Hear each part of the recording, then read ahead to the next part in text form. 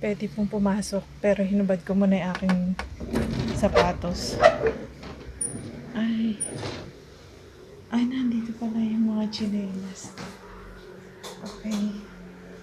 And then close the door daw. Close the door.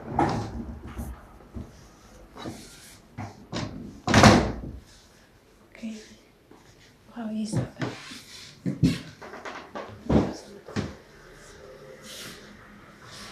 Oh, siya ko.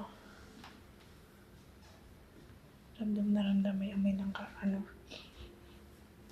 kakaiba yung pakiramdam. Tapos, amoy na amoy mo yung kahoy. Wow, ang ganda.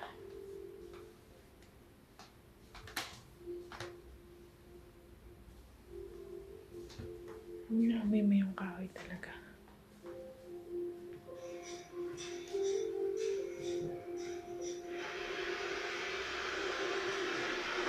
Pwede kayang hawakan to. Kahoy siya. Ilang taon na kaya itong kahoy na to. Ayan, ang laki eh. Ang laki ng katawan niya. Kaya. Ito rin po. Kahoy. Di ba binibilang daw dito? Kung ilan yung guhit niya, yun yung edad niya. So, kaya niyo bang bilangin yung guhit niya? Sobrang...